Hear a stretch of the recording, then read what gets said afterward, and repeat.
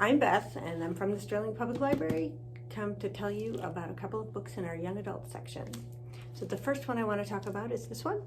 It's called The Last Quintista by Donna, Barba, Huguera. I hope I pronounced that correctly.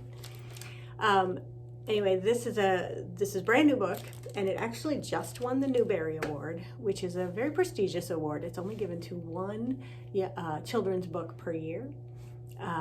And the main character in here is 12 or 13, so it's right on the borderline between children's and young adult. But we decided to put it in the young adult section because I think it would appeal to more young adult readers, but it is perfectly fine for children's and for adults. I mean, I read it and I really liked it.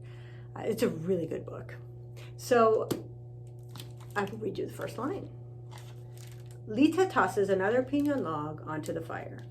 So Petra, the main character in the book, as I said, she's 12 or 13.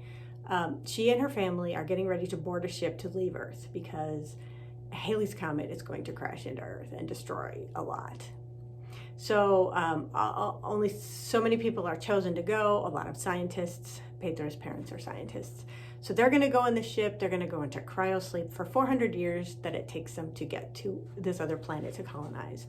But meanwhile, other people are boarding the ship that are going to stay awake. So they and their descendants will be taking care of the ship and the people who are in cryosleep.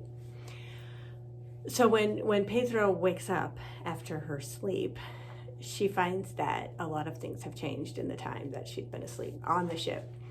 And so it's not what she expected, and she has to navigate what's going on and how can she survive this. Anyway, that's the bit of dystopian part. So Cuentista, the word Cuentista means storyteller.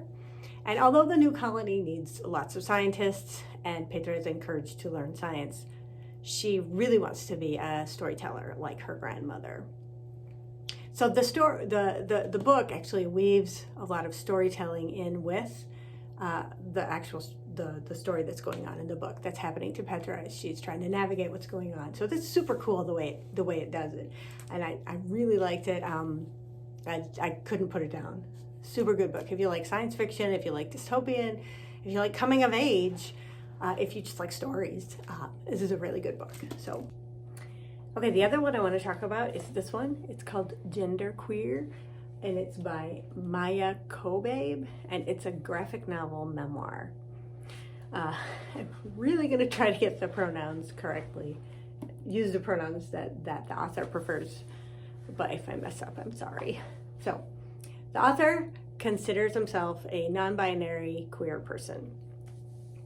So, he grew up with parents that really didn't care about gender, so had a pretty carefree childhood before he went to school. While in school, he ran into a lot of expectations from the teachers and his friends, and just was super confused and not knowing why he had to worry about all this stuff. And then when puberty hit, he was even more upset because he didn't know what was happening and wasn't comfortable with anything that was happening to everybody. So it pretty much goes through the author growing up, coming to terms with who he was, and how to relate to the world. There are some kind of graphic images in here, but again, it's just drawings. It's a super interesting book. I think it'd be really good for someone. Well, not only someone who is questioning gender, maybe their own gender or just the ideas of gender in general. Super interesting to see the author's experience and what they went through and what they learned. But also, I think it's good for anyone who is interested in the ideas of gender and interested in what other people, who may be different than they are going through. I mean, I thought it was super interesting. I've not had any of these kinds of experiences, but I certainly know people who have, and so this gives me a little bit more insight into the kinds of things that they've gone through. So super, super interesting. I think it's a really good read. Anyway, that's my other recommendation, and that's all I have for you today. I hope you have a good week. Bye.